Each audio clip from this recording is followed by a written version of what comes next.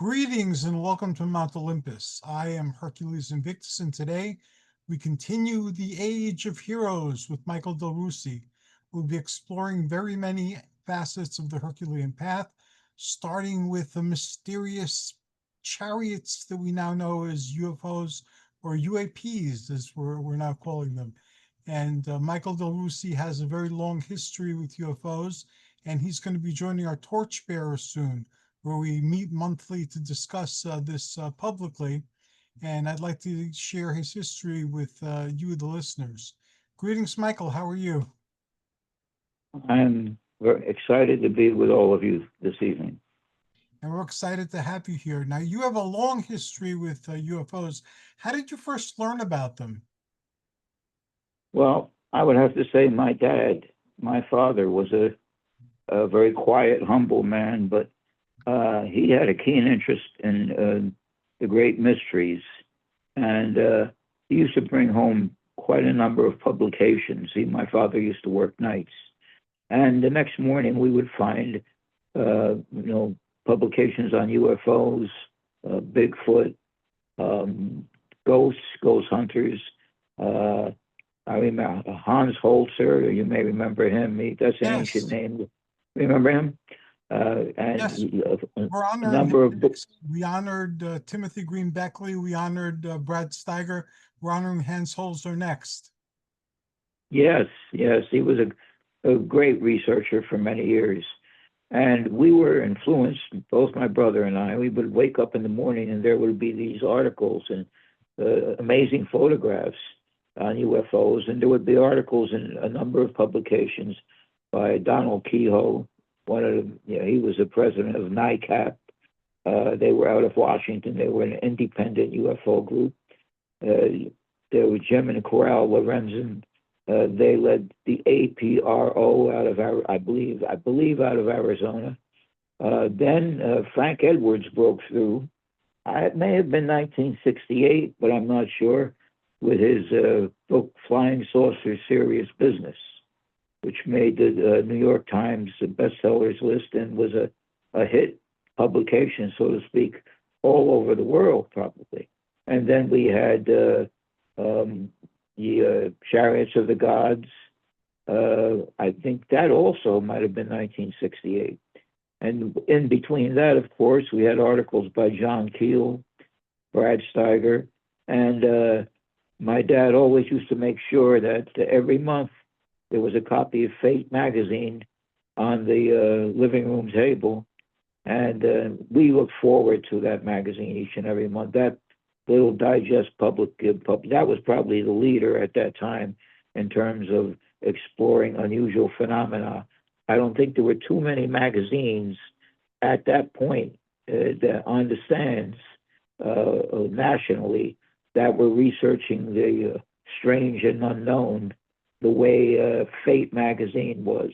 So, Mm-hmm. we had all these great, courageous UFO explorers and explorers of the unknown and the world of mysteries, the way these individuals were. And I'm sure the names I mentioned there, and only a handful of others that were out there doing the same thing. So, it was an age where slowly, I think, the interest in the unknown and the unseen world was growing, but still it didn't quite reach the intensity that we are experiencing today. Although, candidly, from my own personal experience, you still have a large majority of Americans anyway, who, while most are beginning to admit, yes, there's probably life out there, still there are still those that will look at you with a slanted eye when you say you're a UFO investigator or you're enthusiastically supporting the UFO, the world of UFOs and the investigations that go along with it. So I would say that those were wonderful days. Frankly, they were wonderful days, and those were my influences early on. And you're very lucky to have a dad who would bring that type of information home. My father was also interested in things like that, but he wasn't very consistent in the magazines that he brought home. So as soon as I was able to use my allowance to buy them, I had to seek them out myself. You and your brother actually created a magazine of your own. We did, and I wish I had a copy to show you, but I don't. But it was Flying Saucers Unlimited, and I did most of the writing and the researching, and my brother, whose artwork you've already seen, and Yes. anybody who's interested in seeing my brother's artwork, his name was Sam Del Russi. He unfortunately passed away. I think it's 3 years now, and he was living in New Mexico at the time. And he was just, when it came to paranormal artwork and cosmic celestial images, my brother was really at the forefront, at least in this part of the country. Before that, he was, I don't know if you remember, back in the 80s, they were doing these jackets with studded artwork, and these jackets were very popular in terms of, what the public was interested in. He would also do paranormal artwork on the back of jackets and with studs and what have you, and he was also doing that. But mainly, it was celestial, cosmic artwork, airbrush. So if anybody would like to see his work, Sam Del Russi, and I believe it's still on the internet. And yes, like so many important individuals in my life, he unfortunately left us about 4 years ago. But yeah, that was who we were. So that was who we were from our preteen years. And there were individuals who ridiculed us, but most did not. At the time, we had an organization of 200 members, which was Wow. extraordinary. I mean, we were at the kitchen table, literally, all night into the morning, doing what we had to do. But it was a great little magazine we put out. We mimeographed it, most of it, and except for the artwork. Flying Saucers Unlimited, and the name of our organization was the UIFOB. I'll tell you what's interesting. I came across an organization a couple of weeks ago. I didn't hold on to it, which had the same title but slightly different. They mixed up the words, but the title of the organization was exactly the same. In fact, I'm going to see if I can find it.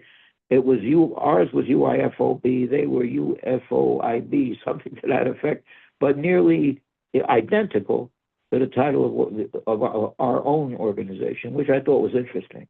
Yeah, But that's so we, interesting. yeah,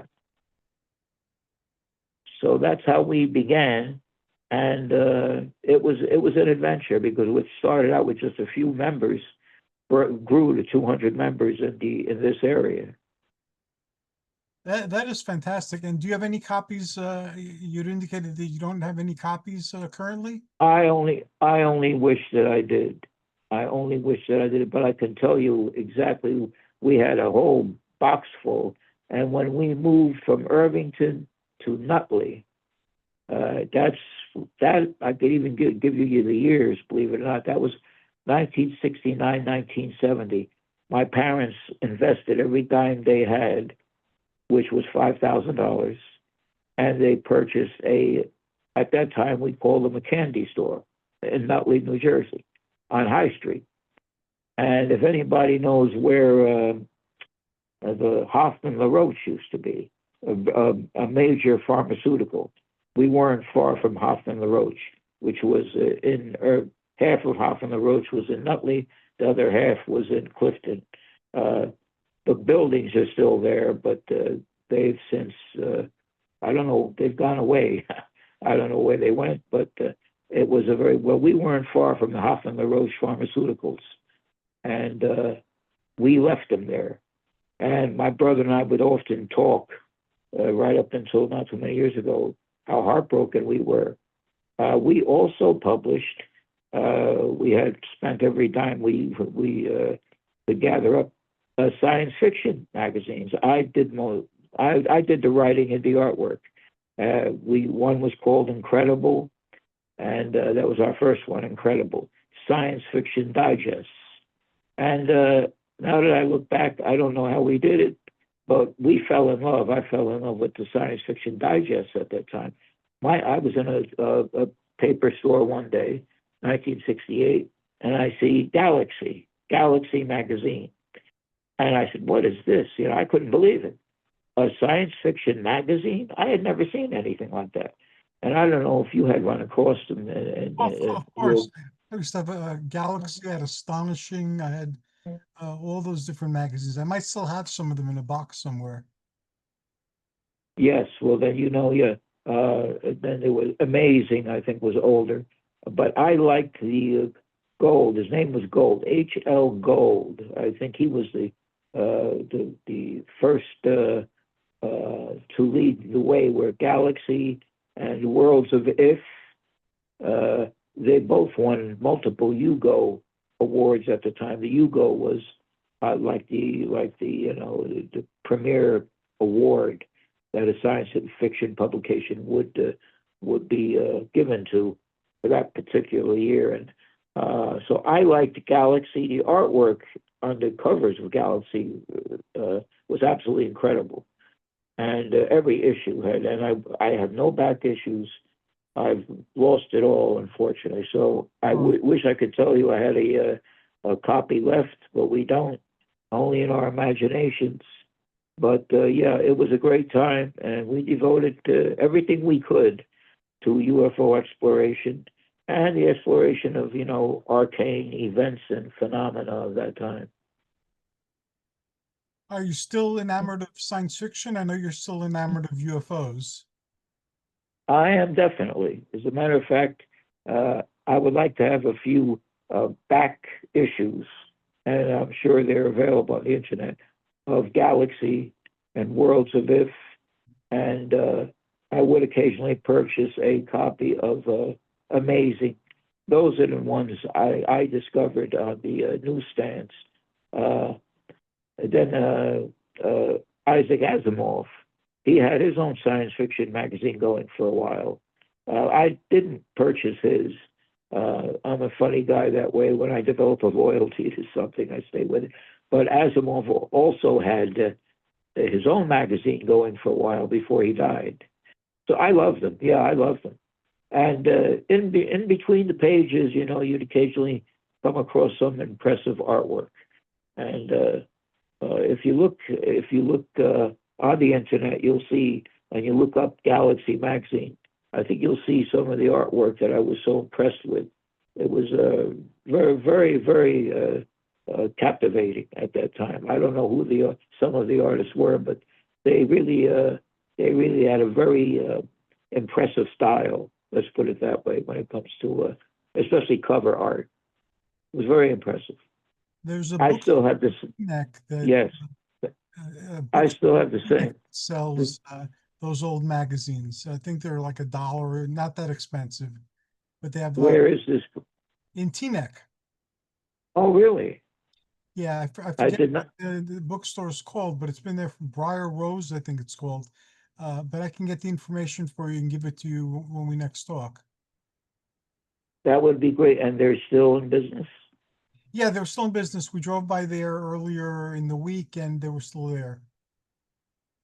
Well, that's exciting. Do they carry much in the way of the strange and unknown? Do they have any? Yes, they I'm have a sure they must have. paranormal section. The UFOs are mixed in with Wicca and ghosts and things like that. They're all in the same area. And Well, I would certainly. Yeah, I would love. We had a bookstore in this area in Montclair, and we had one. It was the same owner had one in Montclair. They're still there, as a matter of fact. But the kind of material they carry has changed. It's become more conventional. And they also had a bookstore which went out of business at Passaic, the downtown Passaic, for many years. But that one's gone. The one in Montclair still exists, but they do not carry much in the way of the strange and unknown and the paranormal and what have you. So I don't think we have that, but that sounds interesting. Yes, if you ever run by there, yeah, I'd like to know the name of the store, and maybe I'll find a way to get up there someday and take a look at what they have. Yeah, pretty sure it's Briar Rose, and I will get you the information and email it to you. That would be great. Thank you so much. But that's how our enthusiasm started. So, my dad was, my dad was a very quiet man. He didn't say too much. When he said something, you knew he meant it. But he was not afraid to express his opinions, even as far as uh, life on other worlds. He was a very strong believer, even as far as religion. I'll tell you something funny. Him and my mother used to go at it for a while. My mother was a wonderful woman, but she was a staunch Catholic, and that's fine. And but she didn't want to hear. My father used to say, "How do you know that Jesus wasn't really an alien?" My father used to, my father really believed in alien life. Uh-huh. Way back, he believed that the source of life on other planets, that somehow was still in existence here. And of course, we know that there's many who believe that now, that we are in fact somehow, some way related, if you will, to other civilizations. My father absolutely believed it. Absolutely believed it. And when he brought home Chariots of the Gods, that everything exploded at that point. Everything exploded in terms of the interest the American public had into the possibility that we've been visited by other civilizations from other worlds.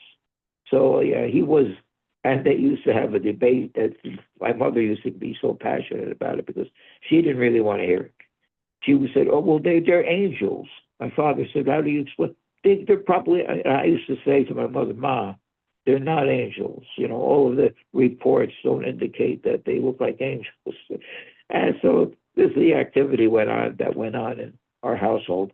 But I love my dad, and even now, so many years later, I think about how quiet and demure he was, and yet how dedicated he was in some of the beliefs that he had developed, especially when it came to uh, the existence of flying saucers and what have you. And he was absolutely convinced.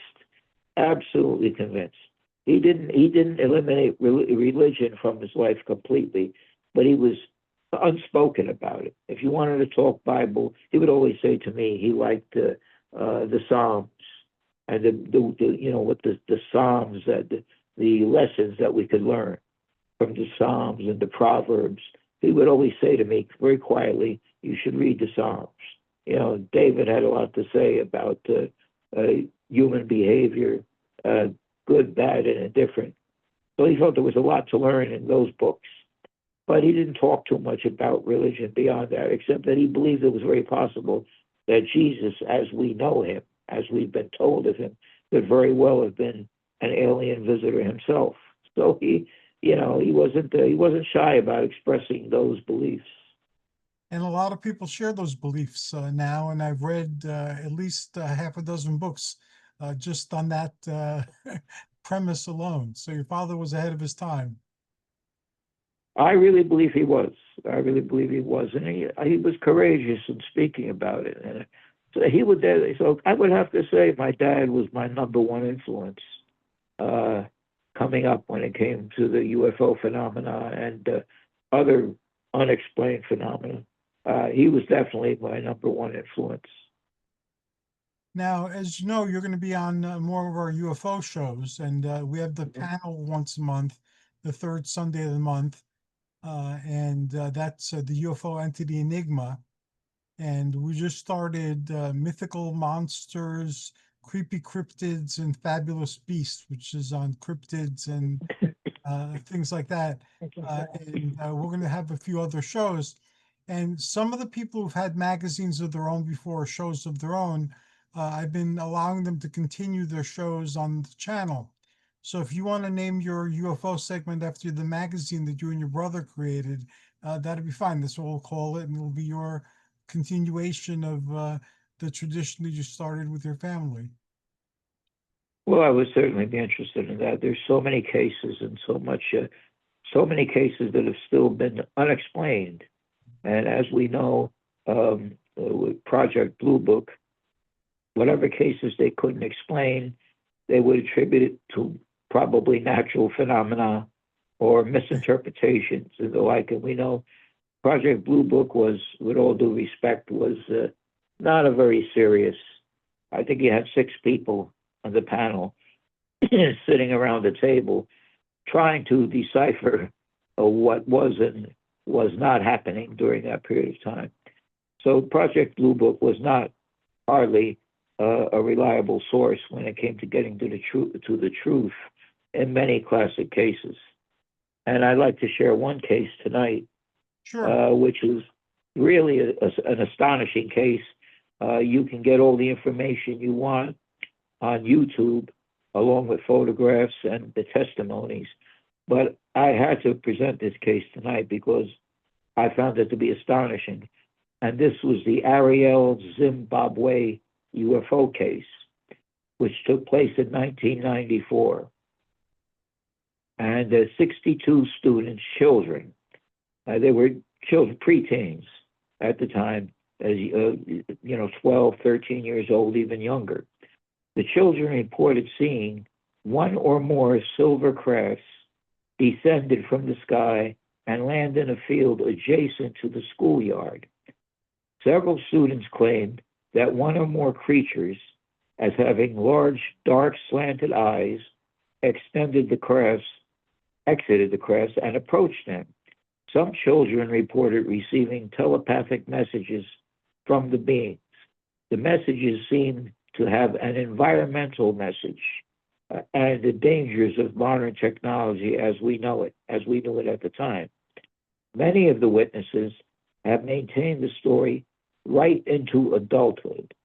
Skeptics have proposed alternative explanations, including mass hysteria or misinterpreting the re-entry of a Russian rocket as a UFO. One of the witnesses, by the name of Emily Trim, Trimm, remained an international figure as she was very consistent in what she and her fellow students saw at the time. And her testimony remained that way right up until her death. You can, by the way, if anybody's interested, you can get her on video speaking before her demise and all about the experience and her direct contact with non-human entities right up until her death. The students provided artwork. The teachers, at first, they thought, the students were all lying. It was a hoax. It was a fantasy. But then they said, well, it's probably unlikely that you're going to get 62 children, which is basically they were children, all more or less testifying to the same experience with very little diversion. So the students provided artwork of what they saw. In almost every case, the artwork was strikingly similar. The aliens were small with pointed dark eyes and seemed to be float above the ground as opposed to walking. The breakthrough came with this case with Dr. John Mack, whose name was fairly well known in the UFO community at this time. You probably heard of him. He unfortunately, very unfortunately, died in a car accident. A drunk driver ran into his automobile and he was killed, which is very unfortunate. I did not know that. I did not know that till today as I was doing my research. But Dr. John Mack flew to Zimbabwe from the United States to investigate, and he appeared on the Oprah Winfrey Show later to testify about this case. He talked about the incident, and he was a Harvard University professor, by the way. He looked at all of the drawings and interviewed the children who are now not children. They have grown up and have stood by their story, stood by what they've experienced. It's only when after the years, as years progress, as years went by, that investigators began to take the case very seriously. So at that point, John Mack, was absolutely convinced that they were telling the truth. Between the artwork and the testimonies, and another interesting aspect of this, the children, after they had experienced this alien phenomena, they ran home and told their parents. The parents were writing cards and letters to the school. They wanted to know what was going on. That the enthusiasm that the children expressed was so powerful, so extraordinary. The parents were overwhelmed at some point, and they were writing to the school. They wanted to know what was happening, what happened to our children, what did they see, what did they experience. This was another convincing aspect of the case. Now, at around that same time, 1 or 2 days prior and post experience, farmers in that area began reporting strange orange balls in the sky. There are also photographs, which you can see on the internet, of grounded evidence, large weeds being crushed. You could see that something very heavy and impressive has evidently affected the agriculture in that area. So that can also be. So around the same time, a UFO investigator from MUFON, she joined in to explore the case. And she said there were just too many consistencies amongst the 62 children to be considered a hoax. Her name was Cynthia Hines, and she felt the entire event was one of the most exciting she ever explored in UFO history. Right into their adult years, the witnesses came together and discussed their experience, and it remained consistent. A tribute, and I'd like to pay tribute to her myself, because I've watched some video interviews of her before she passed. Emily Trim was one of the witnesses who died of cancer, unfortunately, and she stood strong discussing the incident all over the world.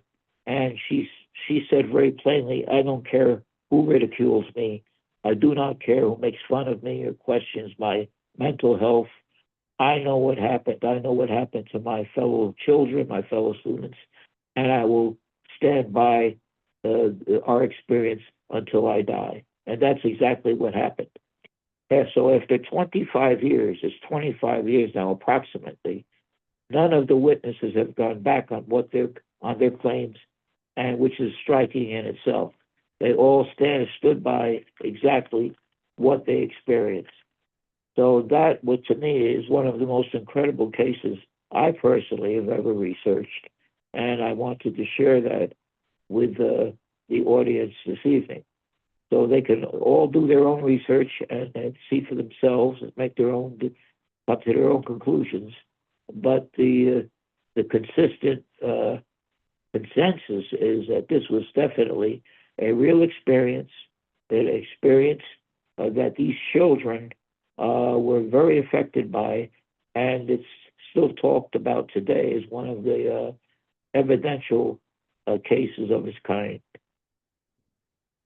Wow, that is quite impressive. And what strength of character and integrity, that she didn't care what the world said, that she knew what the truth was, and she was willing to continue sharing it. Wow, thank you for drawing attention to her tale and to this entire tale. And yeah, indeed, we will do her tribute.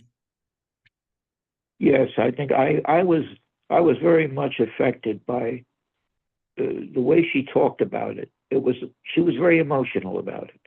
She was very emotional. She said, "I don't care who makes fun of me, who ridicules my life, ridicules my state of mind." She said, "I know what I saw. I know what me and my fellow children experienced." And again, I mean, and as far as the teachers, let me touch base there, because that's important. And by the way, these children were multicultural: African, white, Caucasian, European. There were other students of other cultures. They were multicultural, and yet this experience, while there were some, diversions in terms of describing the crafts and all, their stories overall were consistent in terms of what they experienced. And even the teachers who at first dismissed this, they were in recess. And the teachers, none of the teachers were at the playground. They had all had a recess.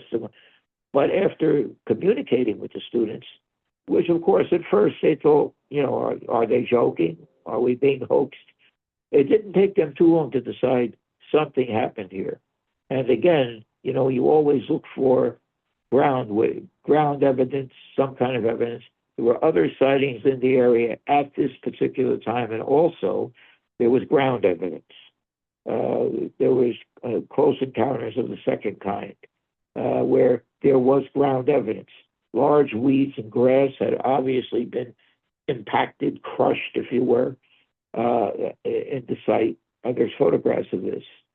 So there can be no doubt. This was a remarkable case in almost every way. And years later, these children, who are now adults, are still impacted by this, which I can fully understand. Having a personal UFO experience myself in 1975, and I can tell you every aspect of that evening till today, and it's something that will never leave my life until my days are through, in terms of what I saw. And so you can imagine how these children were impacted by what they evidently experienced. So once you're there and you know what you've seen, you know what you've experienced, you know that your logical mind is telling you that this is something that is totally beyond the ordinary. It never leaves you. It never leaves you. No, very, very true. And I'm looking forward to returning to this whole topic with you in the days ahead. So I'm glad we've started this adventure. Moving on to health, we had a conversation before we went on the air about acceptance over old age as a condition. Not that, again, as you had said, not that we should believe the stories of how we should be when we're old and act that way, because you can be young at heart and you're as young as you feel. But just the acceptance is, as you get older, your body's going to change, and it's going to change in some ways that are disturbing but predictable.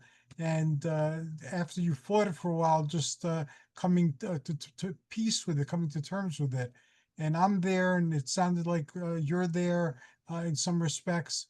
So I'd like to talk about that for the next 10 minutes or so too, because that's a new milestone in our conversation as well. Absolutely. And I'll tell you something, and I'm so happy that you raised the issue of that state of consciousness. I call it what we have now, what we're all gifted with, is Olympian vision. Yes. And I'd like to discuss that for a few minutes now. I think it's only when years go by and you talk to someone who has been a fitness enthusiast for decades. It could be bodybuilding, it could be any kind of sport that you've been dedicated to, whatever the case might be, that you come to realize what Olympian vision truly is. I believe that we're all gifted with it, and it's only the collective consciousness in certain societies that we live in.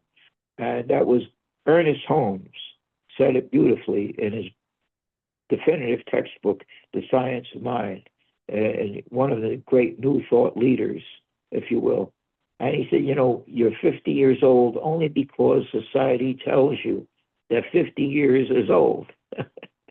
So whether we want to, no matter how intelligent a person believes they are, no matter how independent in their thinking they believe they might be, collective consciousness has an effect on all of us.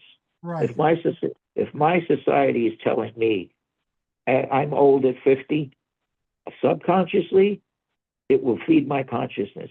And if I allow it to be the dominant thought, it becomes reality in my life.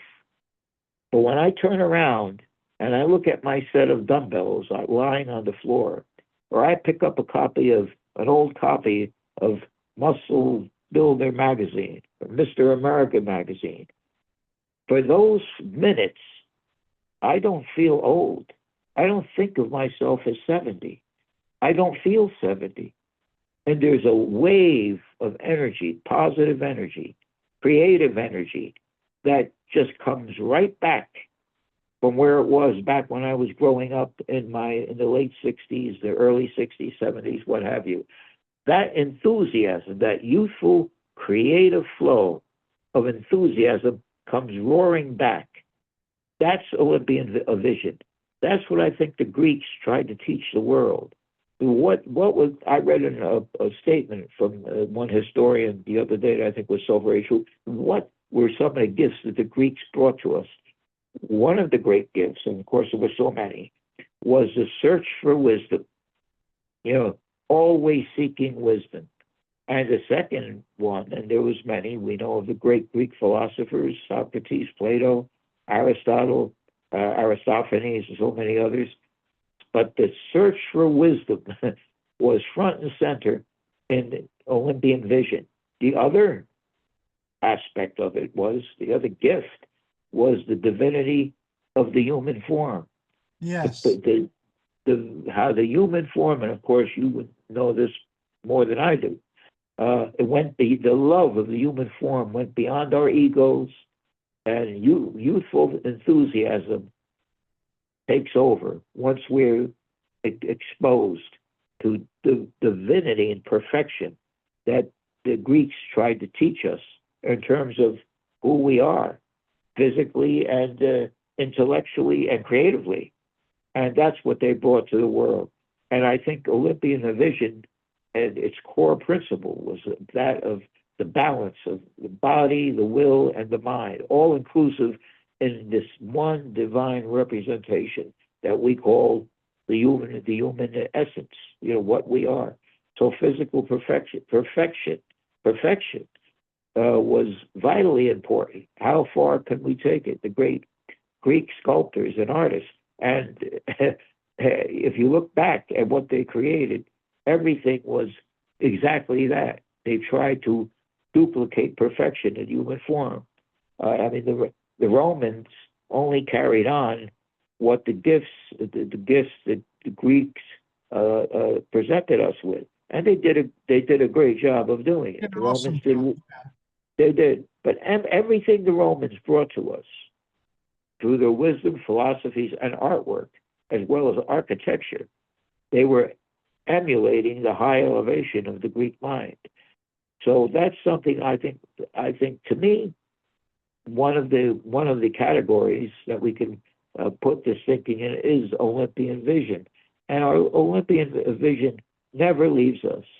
We allow it to escape us, but it never leaves us. It never leaves us. And I'm sure your spirit has been imbued by so many different energies coming from this wisdom and this culture. I mean, I'm sure you could do so much that you could share with us. I meditate several times a day, and ever since I've been diagnosed with Parkinson's, and I have to work on straightening out my spine because of our arthritis of the spine, I have to lay flat for long periods to stretch my spine, and I meditate while I'm doing that because I'm very active and fidgety. So I need to do something to lie still, even if that doing something is going with my mind. And I visit those concepts very often. And I use affirmations, and I use visualization, and I use hypnotic imagery. So those states are very effective. Love of wisdom is what the word philosophy stands for. And the philosophers sought the reality behind our existence and asked the question, what is the correct or the most wonderful thing to do? What's the purpose of all this? And they reached some fascinating answers and came up with some useful techniques that are still in use now, millennia later. So, yeah, I believe that by visiting those and contemplating them and trying to apply them, we can pick up a lot of wisdom that can help us move in a positive direction in our lives in the here and now. and that these statues that embodied and expressed the divine form, showing that it was within the capability of humans to uh, experience. That's something that both you and I have ascribed to and have been influenced by throughout our careers with lifting weights. But the bodybuilding era, and of course, the sword and sandal cinematic presentation of Greek mythology, Greek culture, the great gods. I mean, open doors that it was a time that can never be duplicated, but can always be revisited. And that's why I was so thrilled. And some close friends of mine who are unfortunately no longer here could vouch for how excited I was when, as our video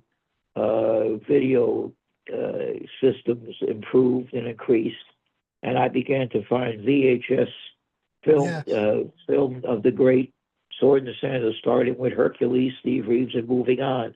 And all of a sudden, I could own these films after the years and the inspiration that they provided me with, and let me know that no matter what was happening in my outer world, inside there was a hero.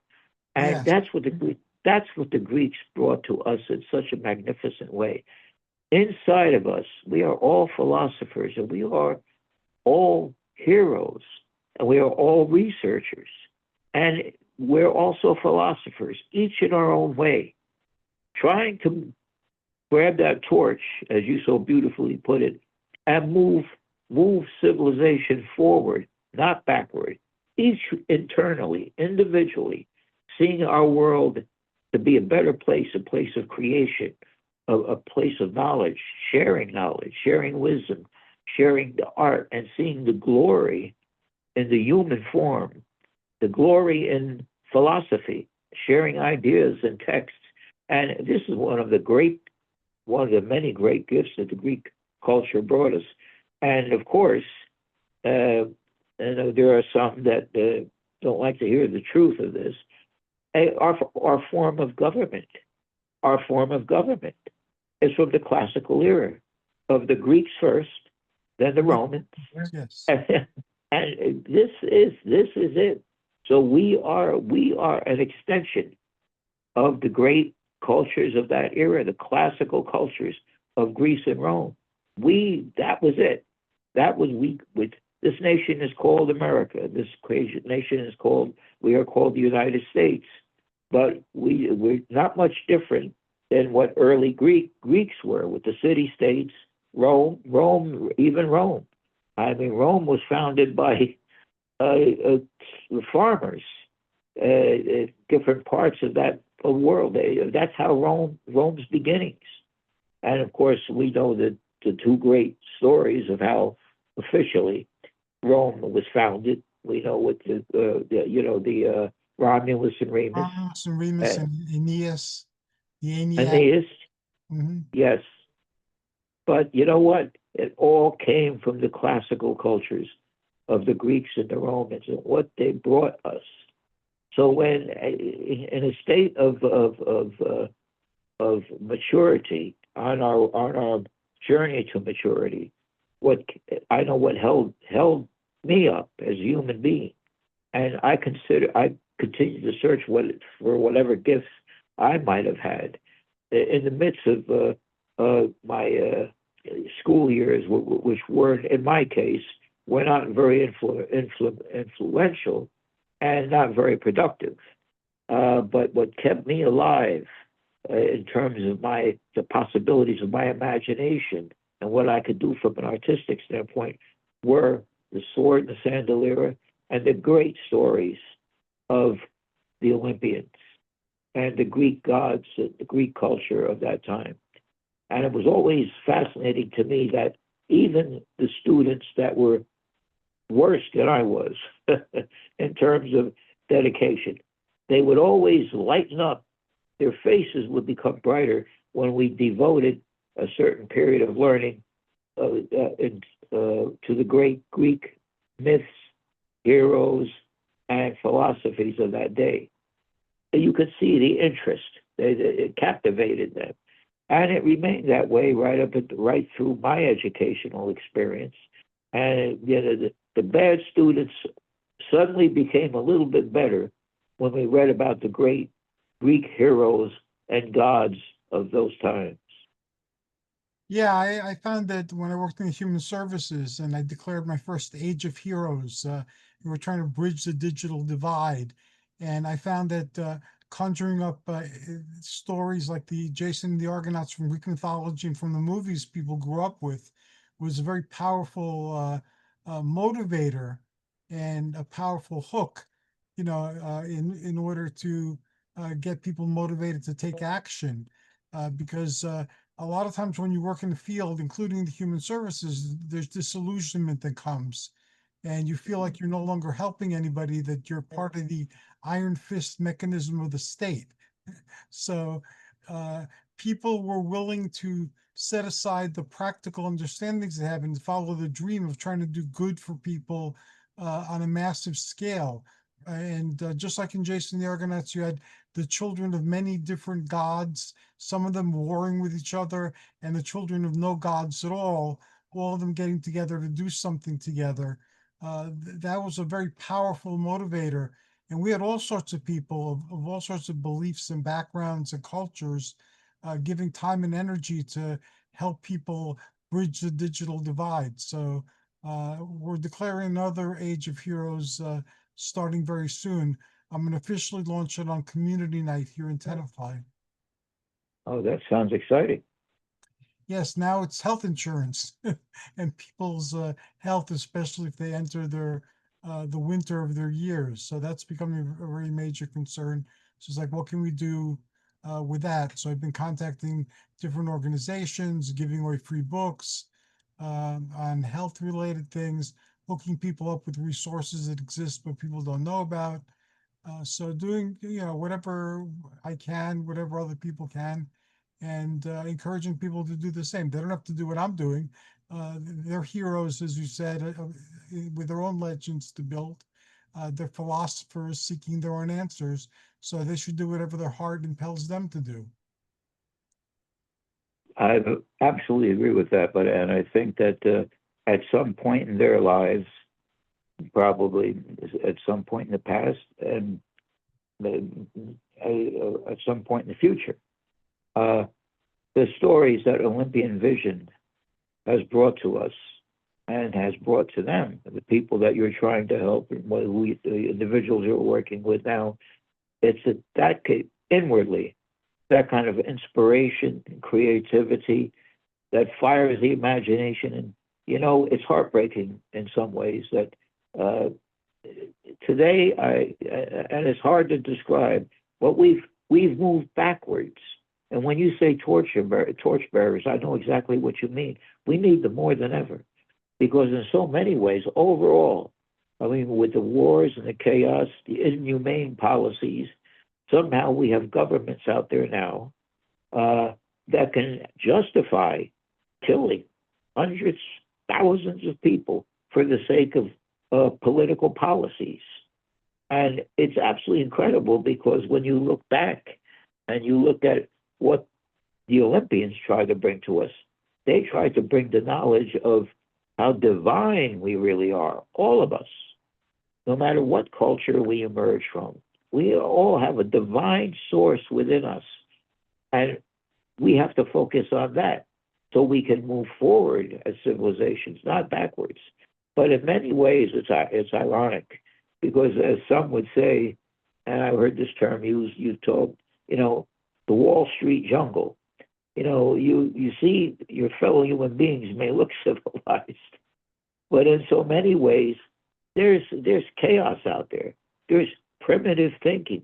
There's just divide and conquer. Just as long as you or your fellow associates who believe the way you do can move ahead in certain areas of your culture, of your environment. And it's that still exists today. That kind of thinking still exists today. And it's only when you're sitting with someone sitting at a desk next to yours who starts talking about Greek mythology and the Greek heroes, you suddenly, no matter what you're involved in, I've had this experience, you suddenly sit up and take notice. Really? You're interested in that? Tell me more. Do you read mythology? All of a sudden, you're questioning that person, even Right. though you may have not. I'm sure you've noticed that in your experiences. And suddenly, without warning, this new enthusiasm comes forth that has nothing to do with what you may be working on at the desk at that particular time. I've had this experience that suddenly there you see colors, colors of creativity from that other person, and they're bringing them out in you because you're suddenly talking about the great mythologies of the world and what they brought to us. And that's what's tragic to me, that we have this Olympian vision, all of us, and we're not still. And when I say we, I'm just discussing in a general terms. We're not still not bringing it out like we're able, because if we do that, look at the influence that we can have from one human being to another, and suddenly, you know something, and we need it now more than ever. We're bringing that person hope, and that person that had just finished talking to you, they walk away with that Olympian energy revitalized in their spirit, and maybe life isn't so bad after all. That's what individuals like yourself are doing and have done, obviously, all of your life. And let's hope that it carries on into the future, because believe me, we need it. We need it, and we need it now. Well, you're doing your part too in keeping that vision alive. And yeah, as long as I draw a breath. And a lot of people don't understand. I'm not asking anybody to believe anything. It's not a belief thing. You could think of these things as stories or fairy tales or whatever. It doesn't really matter. You don't have to believe that they actually happened.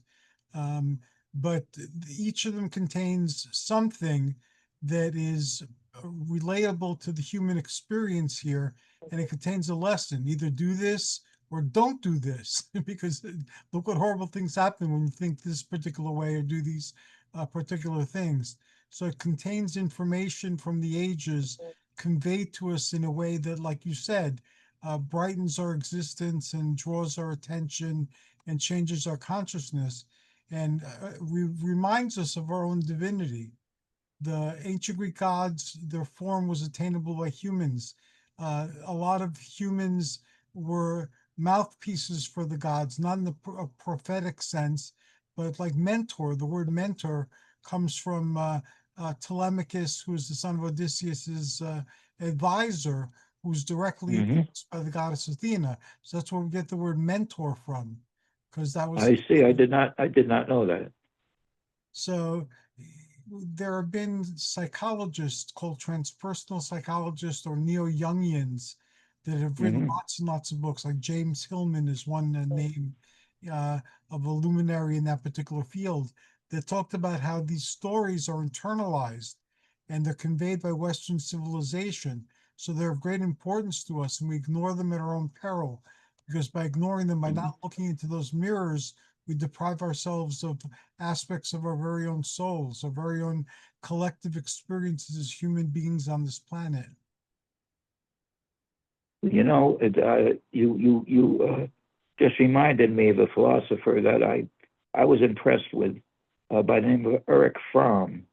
I don't know Yes, if you're familiar. Yes, he wrote a book that I read this. I must have been 16 years old, but it always stayed with me. The title of the book was "Escape from Freedom," yes, and his point. Are you familiar with that? yes. And he wrote a book about love, and he wrote a book about evil. He wrote a lot of really good books. Yes, and what impressed me in this book was, and to put it very frankly, he tried to make the point that many of us in in the 20th century world, we really don't want to discuss individualism or creativity. We really want to be led around by the nose, because it takes the responsibility of our own growth, our own consciousness, where we stand in our own culture, away from us. We don't have to think about it. So many individuals, even in denominational religions and what have you, this is a poison as far as I'm concerned. They want to be led by someone. They don't want to do their own creative thinking or take responsibility for their own spirit, if you will. And that book left such an impression on me. I said to myself, this guy is right. So many of us can fall into that mode, if you were. We don't want to do the work. And even if the work leads to the great gifts that we have, we don't really want to do the research. We don't want to take that journey. We don't want somebody else to do it for us, and we'll believe whatever they say. And you see this a lot, and I'm going to speak both in the major Christian denominations, in these mega ministries. They fill up stadiums, they fill up huge concert halls with nothing more than motivational claptrap. And there's nothing wrong with that, but you're really not learning anything. And Christianity itself, modern Christianity as we know it, there's all powerful aspects of Greek influence there. We know that. I mean, right up into the New Testament interpretations. So, and that book, Escape from Freedom, left an incredible impression on me, because I think, and to a large extent, especially today, right here in our country, we have a lot of that. And more than ever, we want to be led, and I'm speaking in general terms, of course, we want to be led around, though we may not always realize it, by the nose.